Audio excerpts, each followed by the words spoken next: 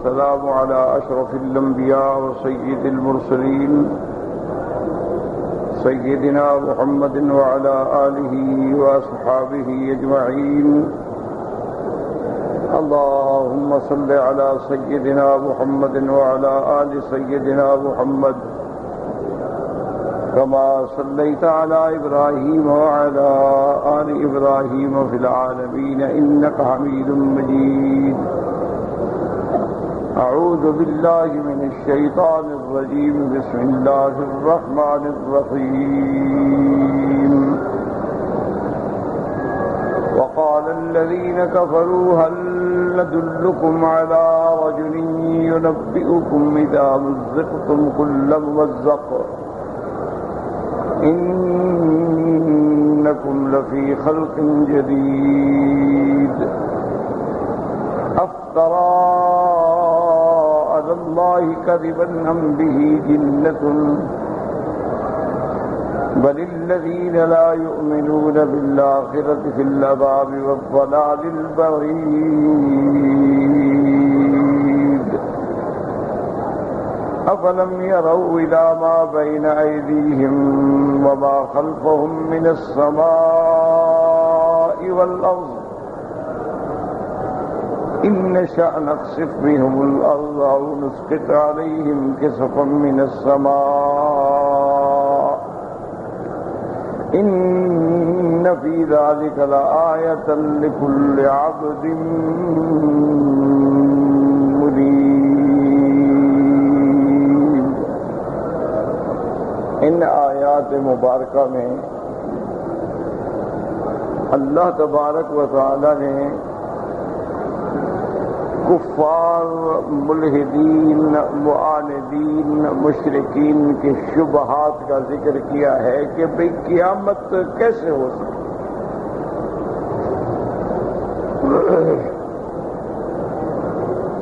ان کو یہ بات بڑی عجیب اور بڑی بعید لگتی تھی کہ جب ہم مر جائیں گے، مٹی میں مل جائیں گے، بس ختم ہو گئی بات، دوبارہ کیسے ہوگی. اور اتفاق کی بات یہ ہے کہ سیدنا آدم علیہ السلام سے لے کر سرکار دو عالم سیدنا محمد مصطفیٰ صلی اللہ علیہ وسلم تک اور آج تک جو لوگ مر گئے وہ دوبارہ واپس تو نہیں آئے، نہ دوبارہ اٹھائے گئے. اسی لیے ان کے دماغ میں یہ بات بیٹھ گئی تھی کہ بھئی یہ ہو ہی نہیں سکتا کہ ہم دوبارہ اٹھائے جائیں. اسی لیے قرآن پاک نے دوسری جگہ یہ بھی ذکر فرمایا ہے کہ وہ کہتے تھے کہ فَأْتُوا بِآبَائِنَا، کہ اگر تم سچے ہو کہ ہم مر کے دوبارہ اٹھیں گے تو ہمارے باپ دادے جو مر گئے ان کو لے آؤ. تو اگر وہ نہیں آ سکتے تو اس کا معنی یہ ہے کہ ہم دوبارہ نہیں اٹھیں. یہ تو عام کفار، مشرکین، ملحدین، معاندین کا شبہ تھا. جو کچھ پڑھے لکھے لوگ تھے جیسے فلاسفہ ہیں یونان کے، ان لوگوں نے اس کو ایک پڑھے لکھے لوگوں کے سامنے ایک فلسفی رنگ دیا. ان کا کافروں نے تو کہہ دیا جی ہم دوبارہ نہیں اٹھیں. کیوں بھائی جو پہلے مر گئے وہ آج تک نہیں اٹھے، ہم کیسے اٹھیں. لیکن جو فلاسفہ تھے یا اور فرق ضالہ تھے، انہوں نے اس کو اپنی دلیل کو فلسفہ کا رنگ دیا. انہوں نے کہا کہ بات یہ ہے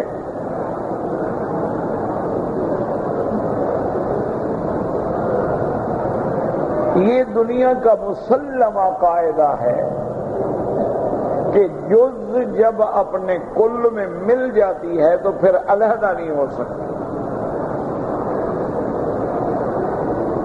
انہوں نے کہا یہ قاعدہ ہے کیونکہ باطل فرقے پھر دلیلیں تو بناتے ہیں نا. انہوں نے کہا جی بات یہ ہے کہ یہ ایک ایسا قاعدہ ہے جس کا کوئی انکار نہیں کر سکتا کہ بھئی جز جب کل میں مل جائے اس کو پھر الگ نہیں کیا جا سکتا۔ مثلا اس میں پانی ہے تو یہ گویا ایک جز ہے پانی کا تھوڑا سا، اب اس کو اگر ہم دریا میں ڈال دیں، کنویں میں ڈال دیں، سمندر میں ڈال دیں، پھر کہیں کہ جی وہ پانی لاؤ جو پیالے میں تھا، تو وہ علیحدہ نہیں ہو سکتا کیونکہ وہ جز جو ہے اپنے کل میں مل گیا۔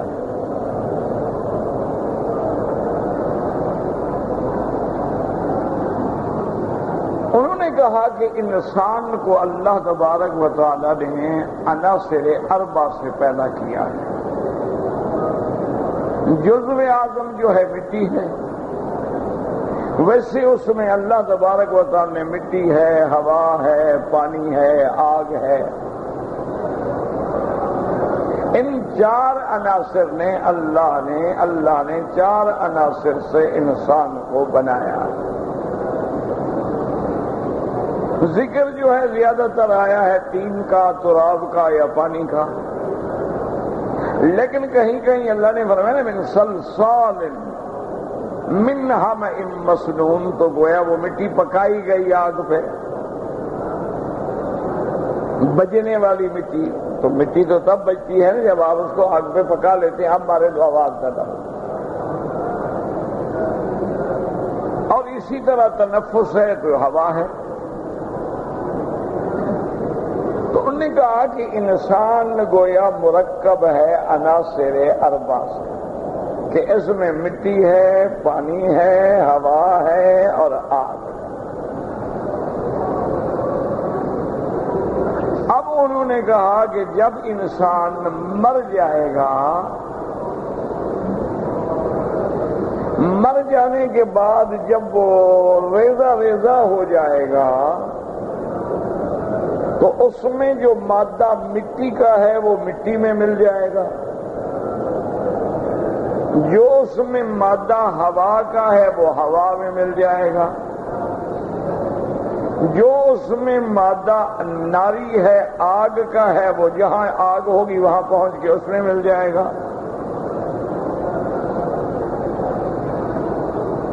جو مادہ پانی کا ہے وہ پانی میں مل جائے گا۔ تو نے کہا کہ جب مٹی مٹی میں مل جائے گی، پانی پانی میں مل جائے گا، آگ آگ میں مل جائے گی، ہوا ہوا میں مل جائے گی، اب دوبارہ کیسے اٹھے گی؟ اب کیسے فیصلہ ہوگا کہ جی وہ پانی کہاں ہے، وہ مٹی کہاں ہے، وہ آگ کہاں ہے، وہ ہوا کہاں ہے؟ تو اس لیے انہوں نے کہا کہ قیامت جو ہے نہیں ہوگی، بس یہ عالم ہے، اس میں ہم لوگ زندہ ہیں، کھاتے ہیں، پیتے ہیں، مر جائیں گے۔ اچھا بعد مر جائیں گے، بعد پیدا ہو جائیں گے۔ اور یہ مرنا جمنا جو ہے یہ بھی ہمیں اللہ نہیں مارتا ہے، بلکہ یہ حوادث سے دہر ہیں، کسی کو ہارٹ اٹیک ہو جاتا ہے، کسی کو کوئی اور بیماری پکڑ لیتی ہے، تو ان بیماریوں کی وجہ سے مر جاتا ہے۔ اس میں کوئی اللہ کا دخل نہیں، نہ ہمارے مارنے میں، نہ ہمارے جلانے میں۔ بس یہ زندگی اتنی ہے کہ ان ہی الا حیاتنا الدنیا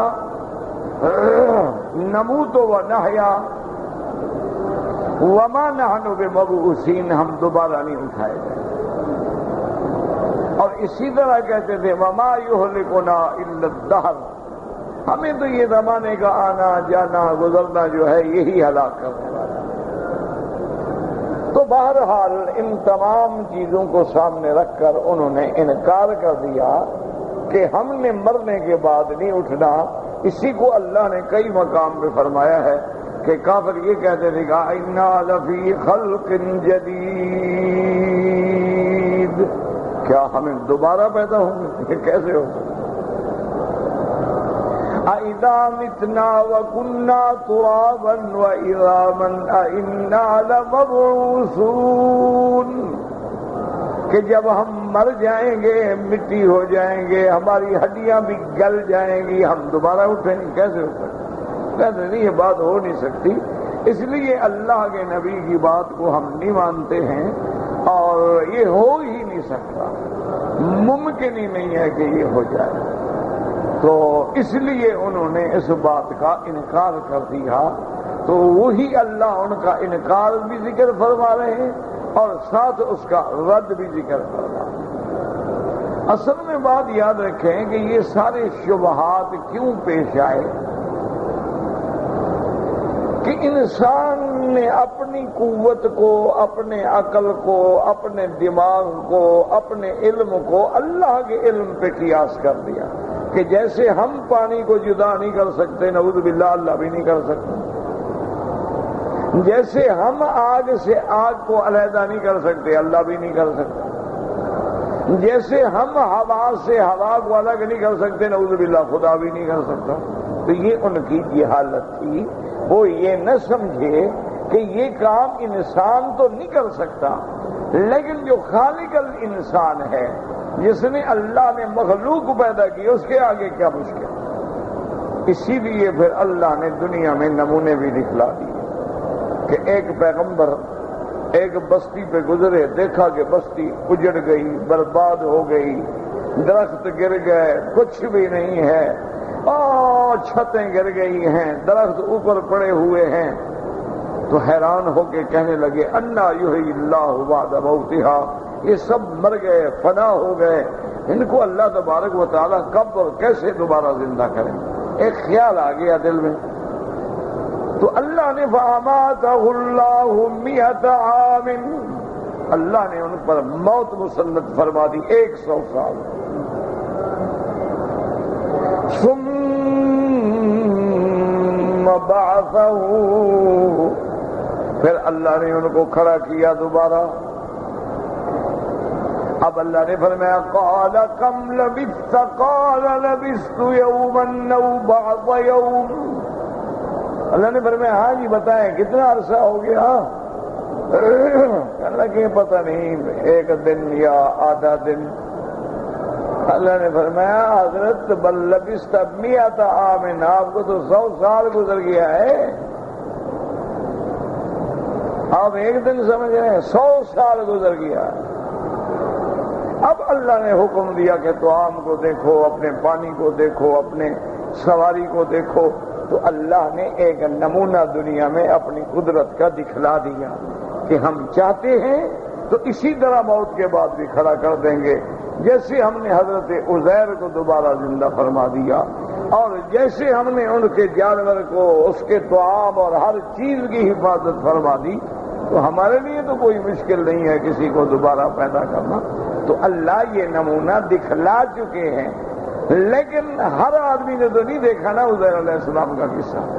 اب جن کا ایمان تھا انہوں نے تو پڑھ کے مان لیا، جن کے اندر ایمان ہی نہیں تھا انہوں نے کہا کیا پتہ جی، آپ نے دیکھا تو نہیں ہے نا، خدا اللہ عالم عزیر فوت ہوئے۔ تو اب یہ مسلمانوں کہا کہ قرآن ہے، اللہ کی وحی ہے، اللہ کے نبی نے بتلایا ہے۔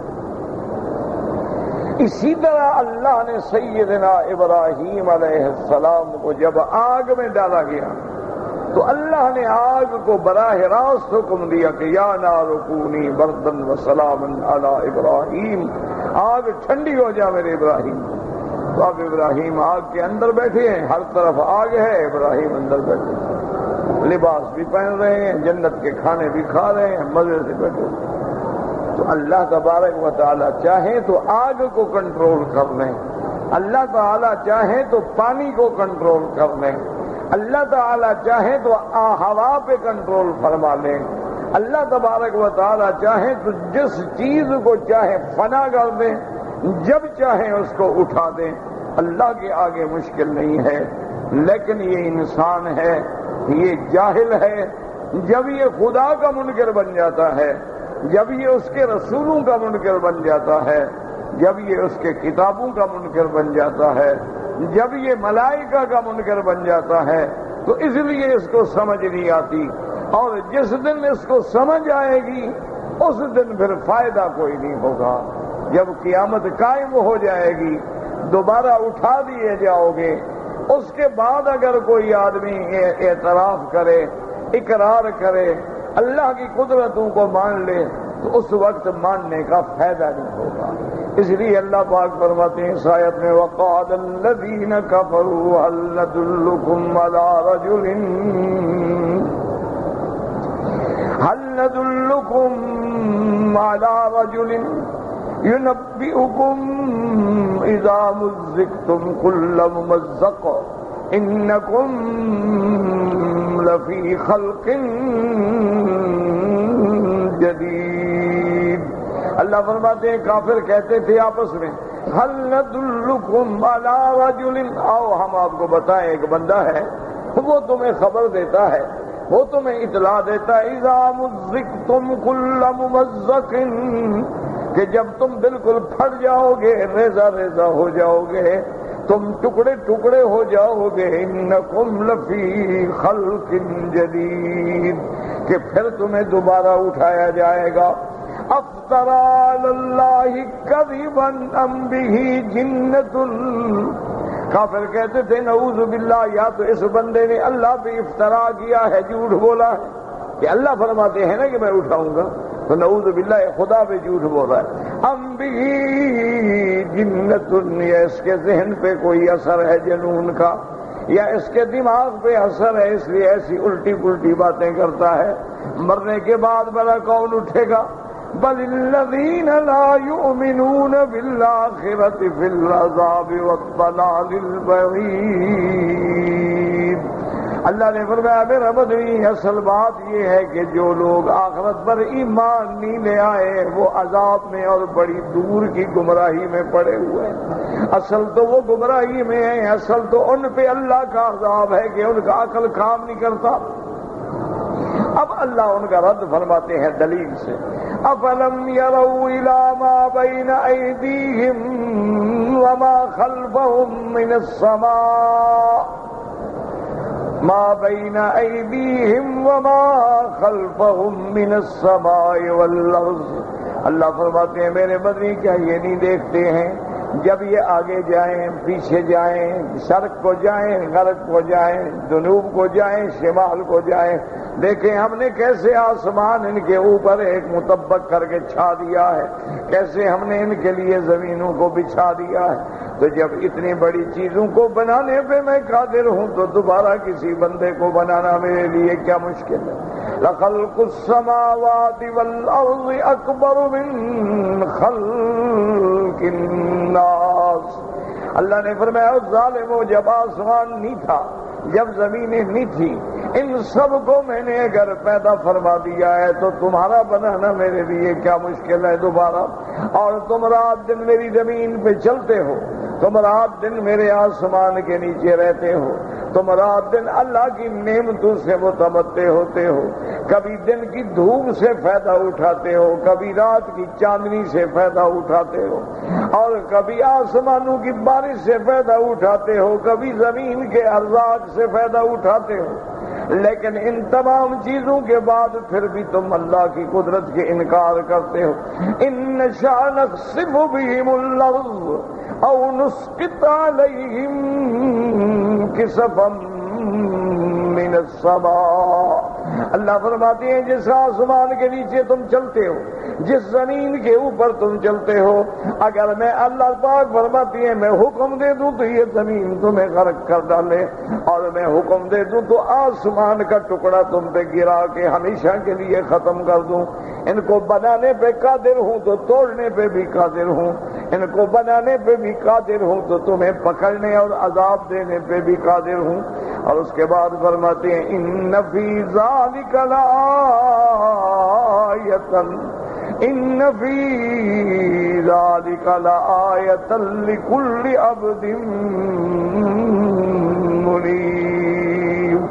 اللہ فرماتے ہیں کہ اس میں نشانیاں ہیں ہر اس بندے کے لیے جو اللہ کی طرف لوٹنے والا ہے، رجوع کرنے والا ہے. اللہ نے فرمایا آسمان ہیں زمین ہے یہ دلائل ہیں، لیکن کس کے لیے؟ جو اللہ کی طرف لوٹنے والا ہے. اس لیے میرے آقا رحمت دو عالم جب صبح کو بیدار ہوتے اور آپ کی آسمانوں پہ نظر پڑتی تو آپ پڑھتے ان فی خلق السماوات والارض واختلاف اللیل والنہار لآیات لأولی الالباب، کہ زمین و آسمان کی پیدائش میں نشانیاں ہیں، لیکن کن کے لیے؟ جن کو اللہ نے عقل دی ہے. اس کے بعد الذین یذکرون اللہ قیاما وقعودا، اور عقل والے کون ہیں؟ جو ہر حال میں اللہ کے ذکر میں ہے، کھڑے ہیں تو ذکر ہے، بیٹھے ہیں تو ذکر ہے۔ وَيَتَفَكَّرُونَ فِي خَلْقِ السَّمَاوَاتِ وَالْأَرْضِ رَبَّنَا مَا خَلَقْتَ هَذَا بَاطِلًا، اور جو فکر کرتے ہیں، غور کرتے ہیں، تدبر کرتے ہیں آسمانوں کی تخلیق میں، زمینوں کی تخلیق میں، اور پھر اعتراف کرتے ہیں کہ میرے اللہ نے اتنا بڑا جہان ایسے تو نہیں بنا ڈالا ہے بے فائدہ۔ آپ ایک گھر بناتے ہیں تو کسی ضرورت کے لیے بناتے ہیں، آپ کمرہ بناتے ہیں تو کسی ضرورت کے لیے بناتے ہیں، آپ گاڑی بناتے ہیں تو کسی ضرورت کے لیے بناتے ہیں۔ اللہ نے اتنا بڑا نظام جو بنائے سے بے فائدہ ہے، کوئی حد نہیں، بس کھاؤ پیو اور جانور کی طرح مر جاؤ، یہ کوئی بات ہوئی؟ اس لیے ربنا ما خلقت هذا باطلا سبحانك فقنا عذاب النار، اور پھر اللہ کی تسبیح کہتے ہیں اور اس سے اللہ تبارک و تعالیٰ سے دعا مانگتے ہیں کہ یا اللہ ہمیں عذاب جہنم سے پناہ دے دینا۔ اس لیے اللہ نے فرمایا کہ یہ نشانیاں تو بہت ہیں لیکن ان لوگوں کے لیے ہیں، ان فی ذلک لآیۃ لکل عبد منیب، جو بندہ منیب مانا انابت والا، انیبو الی ربکم واسلموا، منیب مانا رجوع کرنے والا، لوٹنے والا، یعنی اللہ کو ماننے والا، اللہ کے حکم پہ چلنے والا، اللہ کی قدرت کا اعتراف کرنے والا، اللہ کی خالقیت پہ ایمان رکھنے والا، وہ جو بندہ ہے اس کے لیے تو ہر چیز میں دلیل ہے۔ جیسے کسی نے کہا تھا وَفِي كُلِّ شَيْءٍ لَهُ آیَةٌ تَدُلُّ عَلَىٰ أَنَّهُ واحد، مومن کے لیے ہر چیز میں نشانی ہے، وہ پانی پہ نظر ڈالتا ہے، وہ ہواؤں پہ نظر ڈالتا ہے، وہ فضاؤں پہ نظر ڈالتا ہے، سورج چاند تاروں پہ نظر ڈالتا ہے، وہ پھولوں پہ نظر ڈالتا ہے، درختوں پہ نظر ڈالتا ہے، وہ گندم ہے، جو ہے ان کے کھیتوں پہ نظر ڈالتا ہے، ہر چیز کو دیکھ کے اعتراف کرتا ہے کہ واقعی ہمارا خالق جو ہے اسی نے یہ سب کچھ پیدا کیا ہے، اس کے بغیر کون پیدا کر سکتا؟ یعنی آپ یقین کریں کہ آج دنیا علم میں اور جدید ٹیکنالوجی میں کتنا آگے بڑھ گئی ہے۔ ایک انار کو آپ توڑ کے اس کے دانے باہر نکال لیں، دوبارہ اس کو سچ کر کے دکھائیں، بڑے عقل والے کتھے کر لو۔ ایک شہد کا چھتا ہے جس میں شہد کی مکھیاں ہیں اور شہد بناتی ہیں، ان کے اس نظام پہ غور کرو کہ کیسے انہوں نے گھر بنایا،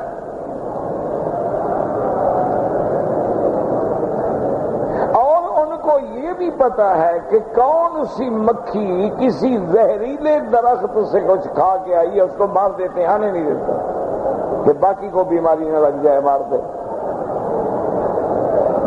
ان کی ملکہ ہے، ان کے باقاعدہ گارڈ ہیں، باقاعدہ سپاہی ہیں، پہرا ہے، نظام ہے۔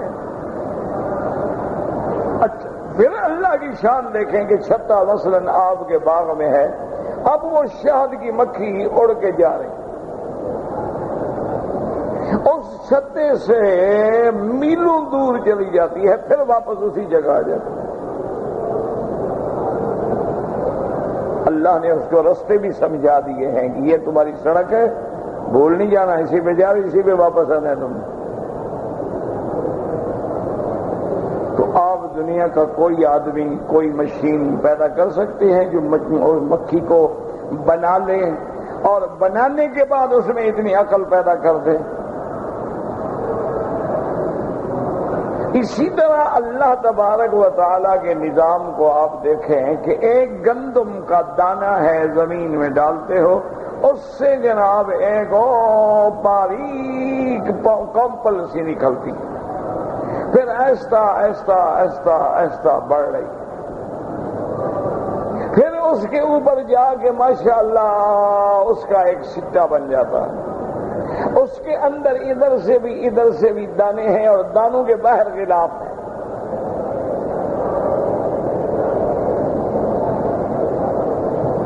اور ہر سنبلہ میں اللہ نے ایک 100 دانہ رکھا ہو. اچھا ان کو باہر نکال دو پھر سیٹ کر کے دکھا دو.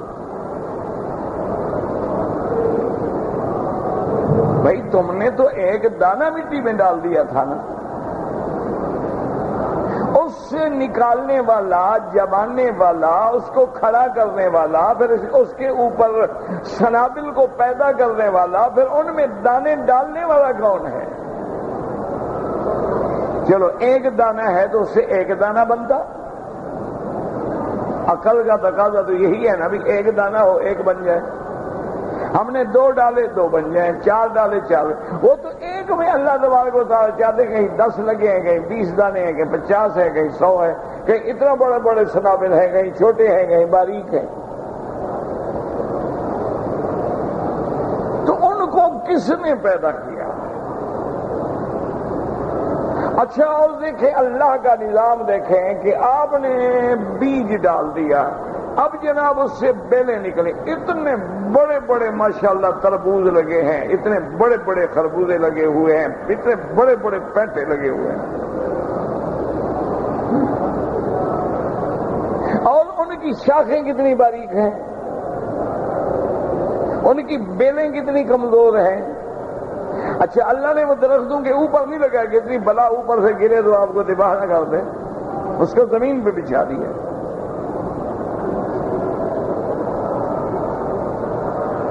اس کے بعد اللہ تعالیٰ کے اس نظام پہ غور کریں. ایک ہی پانی ہے، ایک ہی پلاٹ ہے، اس میں انگوروں کے ادھر سبز رنگ ہے، ادھر سرخ رنگ ہے، ادھر گول انگور ہے، ادھر لمبا انگور ہے، ادھر چھوٹا انگور ہے، ادھر میٹھا انگور ہے، ادھر کھٹا انگور.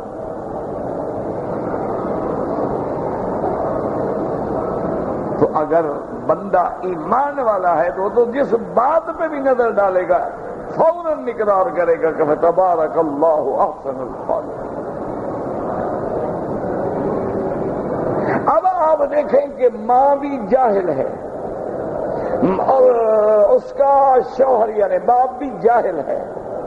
جاہل ماں باپ کے نطفے سے بچہ پیدا ہوا وہ عالم ہے.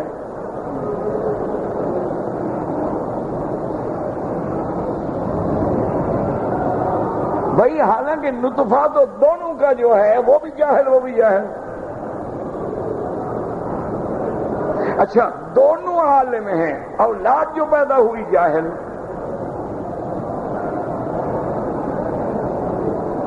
دونوں پرہیزگار ہیں، تہجد گزار ہیں، اولاد پیدا ہوئی شیطان پناہ مانگتا ہے. اچھا دونوں بد کردار ہیں، عورت بھی بد کردار ہے، مرد بھی بد کردار ہے. اس سے لڑکا جو پیدا ہوا وہ اللہ کا نیک بندہ ہے، صالح بندہ ہے. تو یہ نظام جو ہے جب غور کریں گے، تدبر کریں گے، ایک آنکھ پہ تدبر کریں، کان پہ تدبر کریں، ناک پہ تدبر کریں، ایک اپنے ناخن پہ تدبر کریں، ایک بال پہ تدبر کریں. ایک بال کھینچ لو پھر اسی جیسا بال لگا کے دکھاؤ.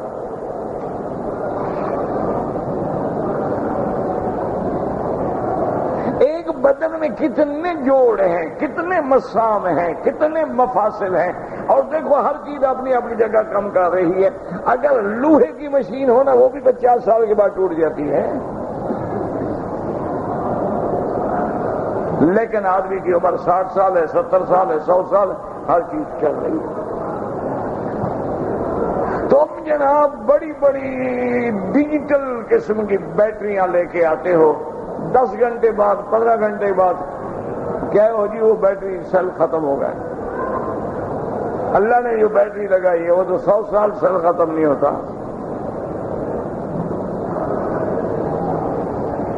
100 سال عمر ہو گئی. ہم نے لکھے لوگ بغیر اینک کے قرآن پڑھتے ہیں. تو اس کے نظام کو چلانے والا کون ہے؟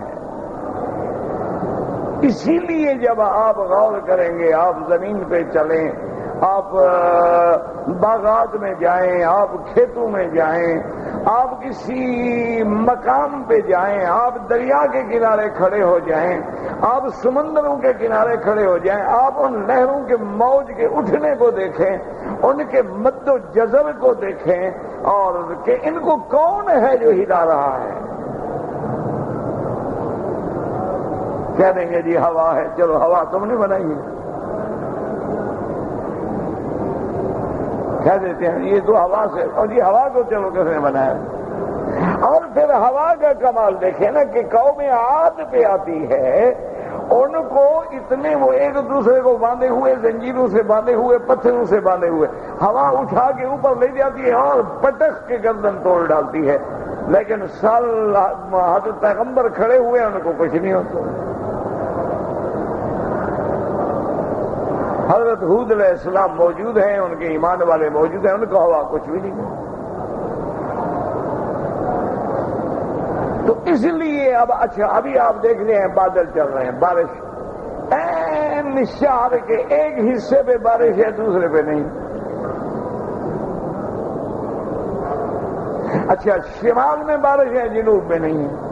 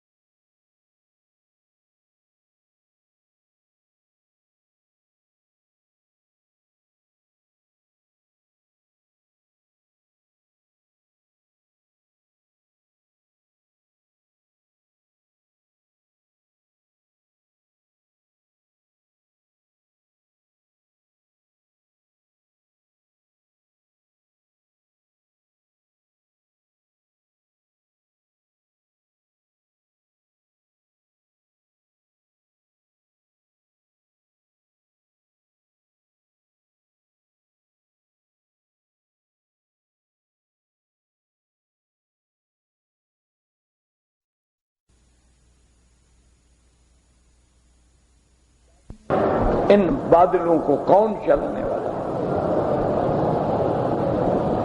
ان کو کون برسانے والا ہے؟ اچھا کبھی دیکھیں ہلکی ہلکی ہلکی ہلکی فوار پڑے گی، ایسے جیسے کوئی معمولی سا پانی ایسے چھڑک رہا ہو، اور کبھی اتنی زور سے پانی آئے گا کہ ایک منٹ میں بندہ شرابور ہو جائے۔ اچھا کبھی اسی پانی سے اولے برس رہے ہیں، اتنے بڑے بڑے پتھر برس رہے ہیں برف کے۔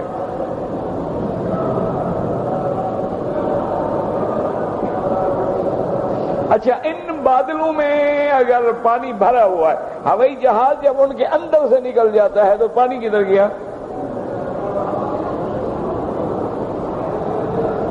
اچھا اوپر چلا جاتا ہے، بادل نیچے رہ جاتے ہیں۔ پھر جب اترنے لگتا ہے پھر بادلوں کو کراس کر کے نیچے آتا ہے۔ تو اگر آپ کسی چیز پہ بھی غور کریں گے تو آپ کو لازم ہے، ہاں اگر اللہ ناراض ہو اور عقل چھین لے تو الگ بات ہے، ورنہ ہر بندے کو اعتراف کرنا پڑے گا کہ فتبارک اللہ احسن الخالقین، مولا واقعی تیری ذات ہے، بڑی بلند و بالا ہے، بڑی دائم و قائم ہے، وہی سب سے بہتر پیدا کرنے والی ذات ہے، اس کے مقابلے پہ کون بنا سکتا؟ اس لیے اللہ تبارک و تعالی نے فرمایا اس میں نشانیاں ہیں، ان فی ذلک لآیۃ لکل عبد منیب۔ اب مفسر فرماتے ہیں ھذا اخبار من اللہ عز وجل ان استبعاد الکفرۃ الملحدین قیام الساعۃ، اس میں اللہ پاک خبر دے رہے ہیں ان کافروں کی جو ملحد ہیں، جو بے دین ہیں، وہ سمجھتے ہیں کہ قیامت کا آنا بڑا مشکل ہے، واستہزائہم بالرسول صلی اللہ علیہ وسلم فی اخبارہ بذلک، اور پیغمبر سے بھی استہزاء کر رہے ہیں، پیغمبر سے بھی مذاق ٹھٹھا کر رہے ہیں کہ آؤ ہم تمہیں بتائیں ایک بندہ ہے جو ایسی باتیں کرتا ہے، پتہ نہیں دیوانہ ہے، پتہ نہیں کیا ہے، تو یہ استہزاء بالرسول بھی ہے۔ وقال الذین کفروا هل ندلکم علی رجل ينبئکم اذا مزقتم کل ممزق ای تفرقت اجسادکم والذابت فیہا کل مذہب مزقت کل مزق، یعنی جب تمہارا جسہ زمین میں گل جائے گا اور ہر چیز اپنے اپنی جانب کو چلی جائے گی اور ریزہ ریزہ ہو جاؤ گے، انکم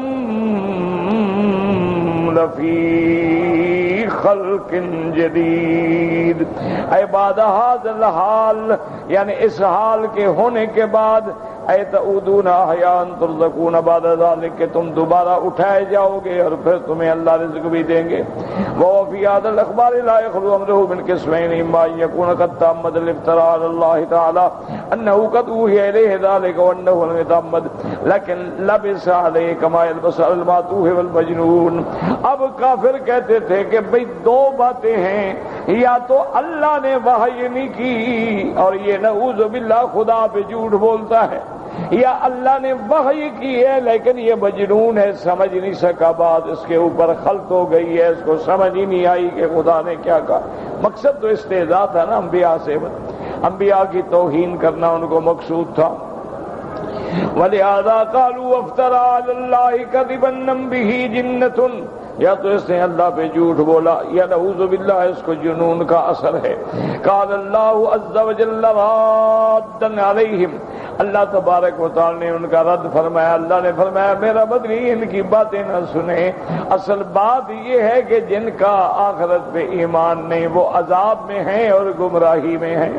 بل الذین لا یؤمنون بالآخرۃ فی العذاب والضلال البعید، ای لیس الامر کما زعموا، وہ بات ایسے نہیں جیسے انہوں نے گمان کر رکھا ہے، ولا کما ذهبوا الیہ، نہ اس طرح ہے جس طرح انہوں نے تعویلیں کی ہیں، بل محمد صلی اللہ علیہ وسلم هو الصادق والبار والراشد الذي جاء بالحق، بلکہ محمد مصطفیٰ صلی اللہ علیہ وسلم سچے ہیں، محمد مصطفیٰ صلی اللہ علیہ وسلم حق پہ ہیں، حق کے ساتھ آئے ہیں، اور یہ اعتراض کرنے والے جو ہیں ہم الکذبۃ الجہلۃ الاغبیاء، یہ خود جھوٹے ہیں، یہ خود جاہل ہیں، یہ خود غبی ہیں، میرے نبی کی بات کو سمجھتے بھی نہیں ہیں۔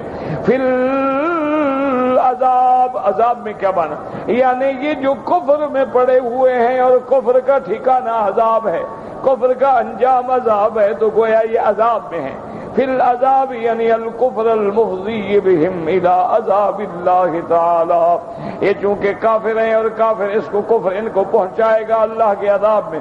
والضلال البعید من الحق فی الدنیا، اور یہ بہت بڑی دور کی گمراہی میں جا پڑے ہیں، دنیا میں بھی گمراہ ہیں اور آخرت میں بھی عذاب میں ہوں گے۔ ثم قال تعالی منبہا لهم علی قدرتہ، اس کے بعد اللہ تنبیہ فرماتے ہیں، اپنی قدرت کا بیان فرماتے ہیں، فی خلق السماوات والارض، اللہ نے فرمایا کہ میں نے آسمانوں کو پیدا کیا، میں نے زمینوں کو پیدا کیا، میں جب چاہوں فنا کر دوں، جب چاہوں دوبارہ پیدا کر دوں۔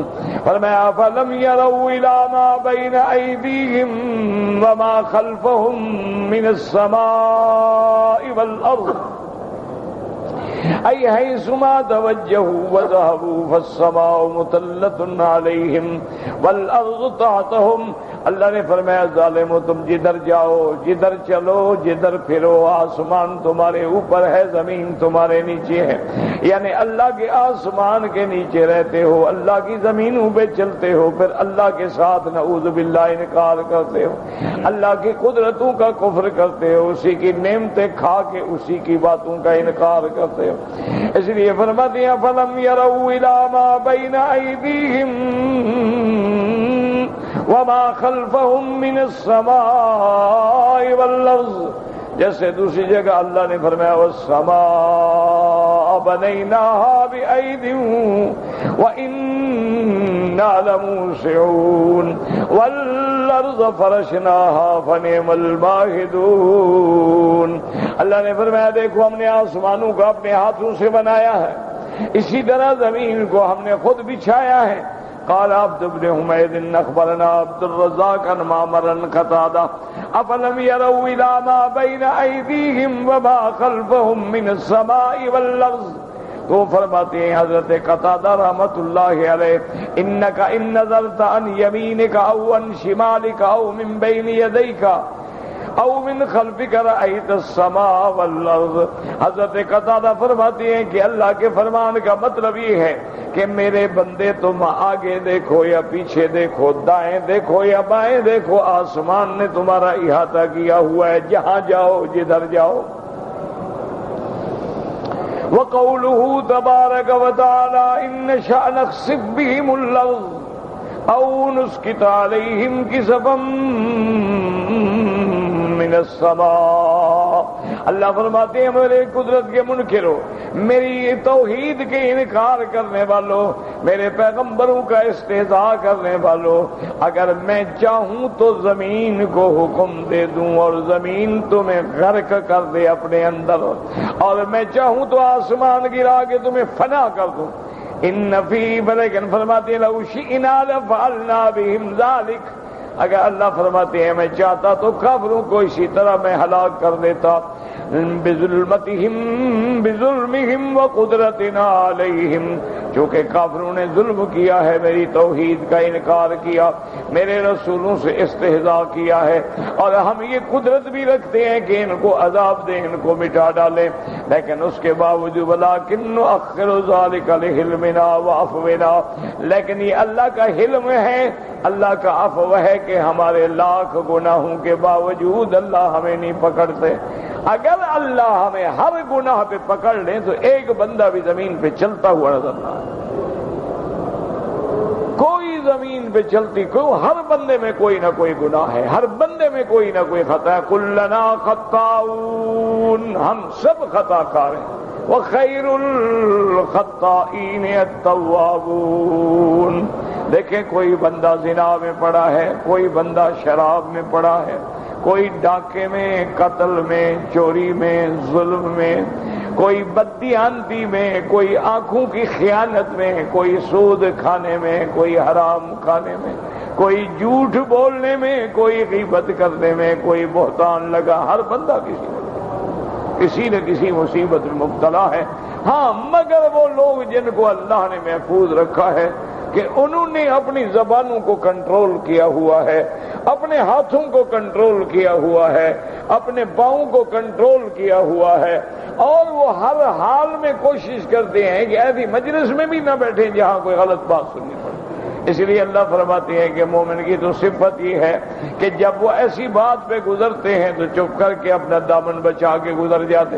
وَإِذَا مَرُّوا بِاللَّغْوِ مَرُّوا كِرَامًا، یعنی اپنی عزت کے ساتھ گزر جاتے ہیں. اور دوسری جگہ اللہ فرماتے ہیں وَإِذَا خَاطَبَهُمُ الْجَاهِلُونَ قَالُوا سَلَامًا. اور جب جاہل ان سے بات کرنا چاہتے ہیں تو سلام متارکت کر کے ہٹ جاتے ہیں.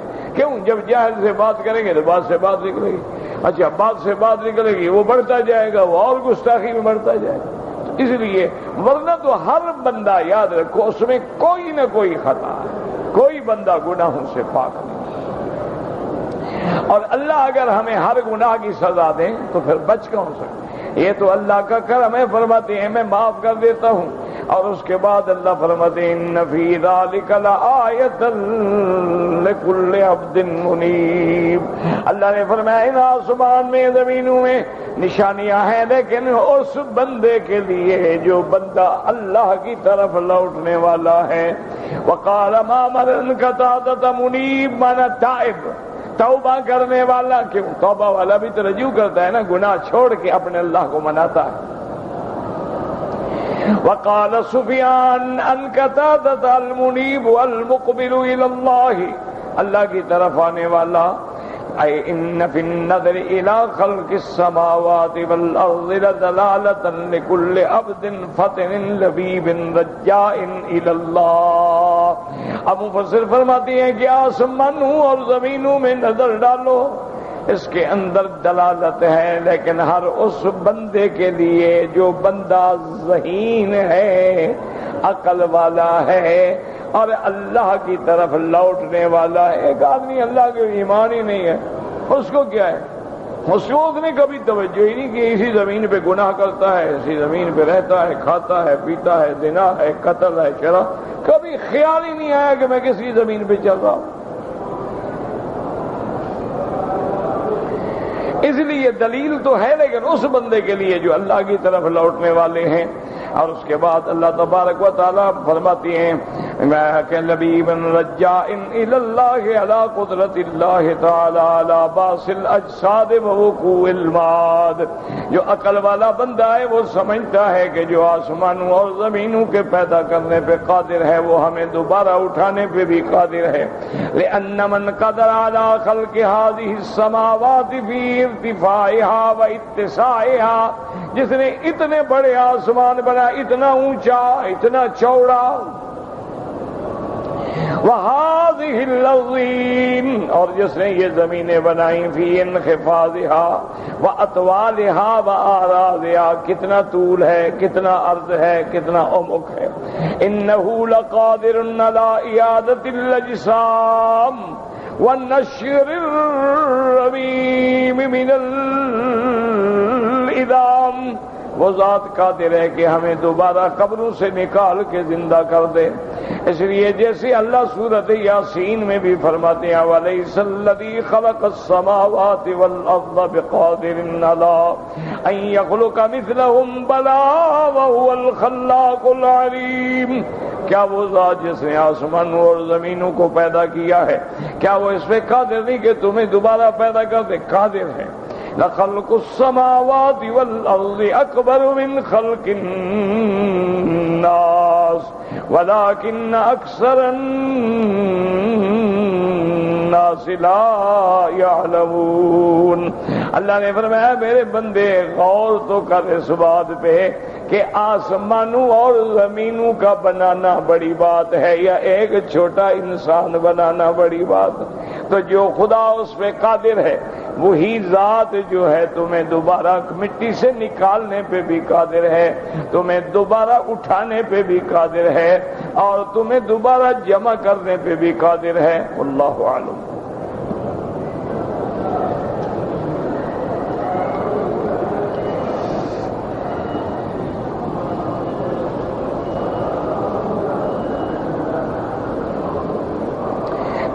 کہ اگر ایک لڑکی ہے کسی زانیہ عورت سے پیدا ہوئی ہے، اس سے شادی کرنا جائز ہے یا ناجائز؟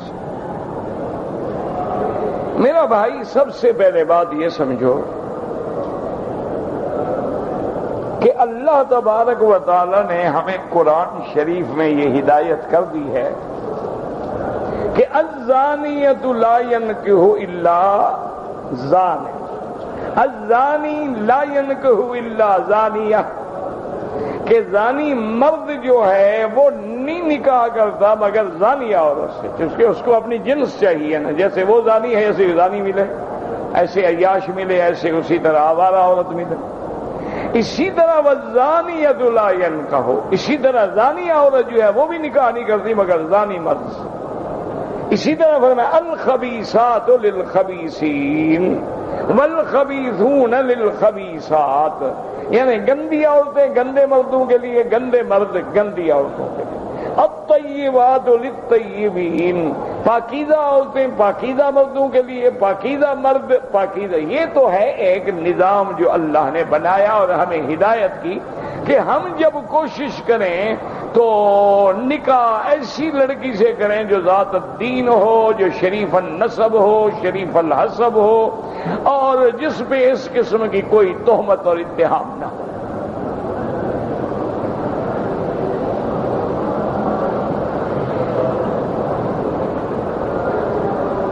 لیکن ایک ہے مسئلہ کہ چلو ایک لڑکی ہے بیچاری وہ پیدا ہو گئی زانی زنا سے، اب یہ تو نہیں کہ وہ کافر ہے، اس کا تو کوئی گناہ بھی نہیں ہے۔ زنا کیا تو مرد نے کیا جس کے نطفے سے وہ پیدا ہوئی، زنا کیا اس کی ماں نے کیا، اس لڑکی نے کیا کیا ہے؟ یہ یعنی چاہیے یہ کہ ہم ایسی لڑکیوں سے نکاح نہ کریں، کیونکہ ماں باپ کے عادات کے اثرات جو ہیں وہ اولاد میں آتے ہیں، ہمیں بچنا چاہیے۔ لیکن اگر کوئی کرے تو جائز ہے، منع کیا ہے؟ ایک عورت ہے، مسلمان ہے، کلمہ پڑھتی ہے۔ اچھا، پہلی بات یہ ہے کہ ہم جو مرد ہیں ہم نے کبھی ایسا گناہ نہیں کیا،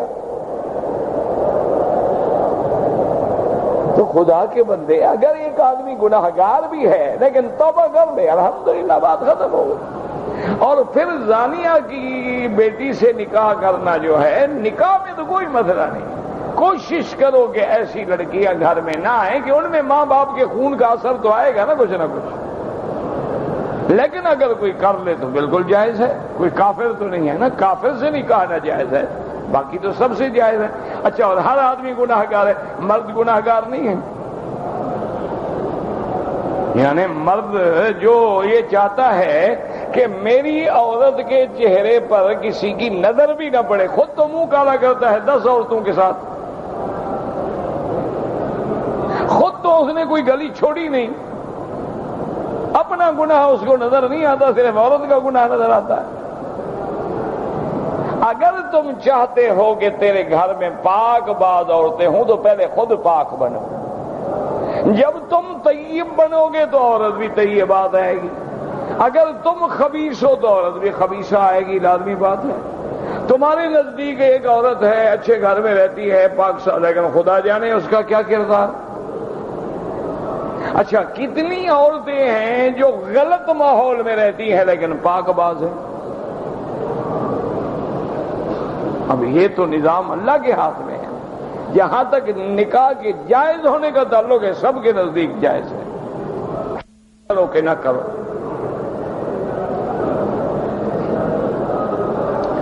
اگر میاں بیوی جماعت کر لیں تو نماز پڑھ سکتے ہیں، بالکل پڑھ سکتے، کوئی منع نہیں۔ اب دیکھیں نا، امام جب نماز پڑھاتے ہیں، اللہ نے عقل دیا ہے نا، اس کو استعمال کیا کرو، استعمال کرنے سے عقل بڑھتا ہے، کم نہیں ہوتا۔ امام جب نماز پڑھا رہے ہیں، پیچھے عورتیں ہیں کہ نہیں؟ تو یہ عورتیں غیر آدمی کے پیچھے تو نماز پڑھ سکتی ہیں، اپنے خاوند کے پیچھے نہیں پڑھ سکتی۔ کوئی عقل، اللہ نے عقل بھی تو دیا ہے نا، بھوسا بھرا ہوا تو نہیں ہے نا۔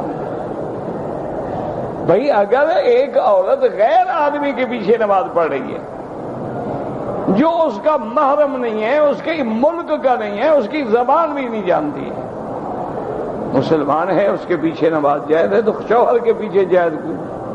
ہاں، یہ الگ بات ہے کہ شوہر پر اس کا عقیدہ نہ ہو یا شوہر کے اعمال جانتی ہو، یہ الگ بات ہے، اور نماز جائز ہے، بالکل جماعت کر کے پڑھا کریں۔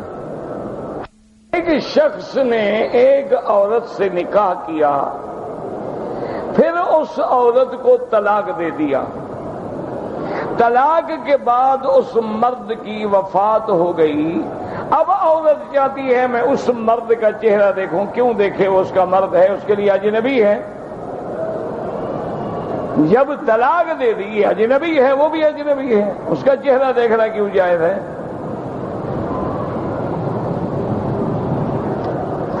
ایک آدمی نے 11 ذی الحجہ کو زوال سے پہلے قدگری ہماری ہیں، میرا بھائی بہرحال زوال کے بعد ہی مارنی تھی، اگر غریب ہو روزے رکھ لو، 10 کافی ہیں۔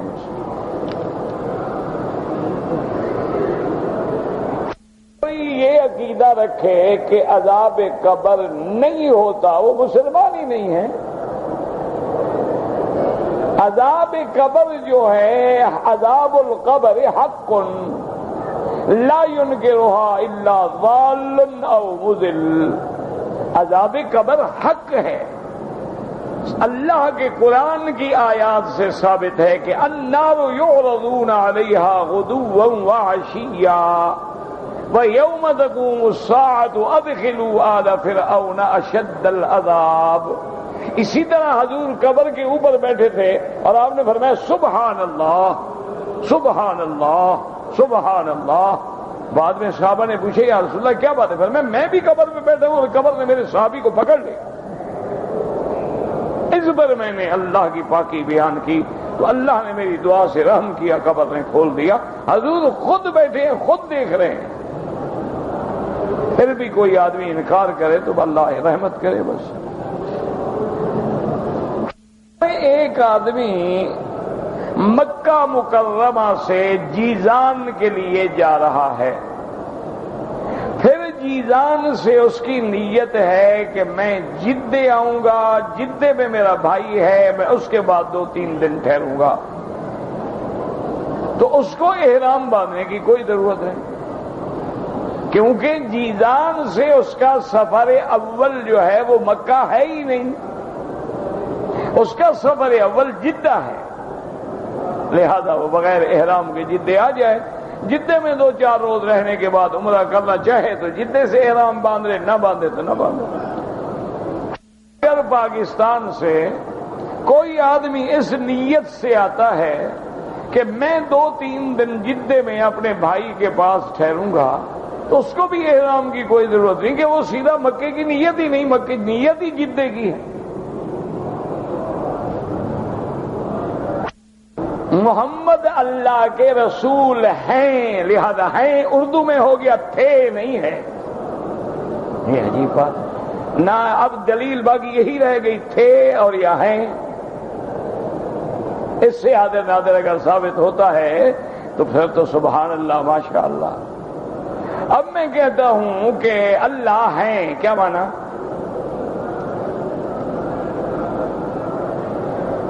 اسی طرح میں کہوں کہ کعبہ ہے، کیا مانا؟ کعبہ ہر جگہ حاضر نادر ہے۔ میں کہوں مدینہ ہے، روضہ ہے، تو روضہ شریف ہر جگہ پہنچ گیا۔ میں کہوں حضرت حسین شہید ہیں، کیا مانا؟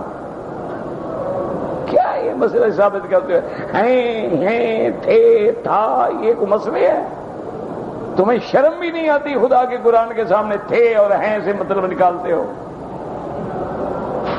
اتنا بڑا جاہل ہے کوئی آدمی کہ اللہ کے قرآن کو بدل ڈالے۔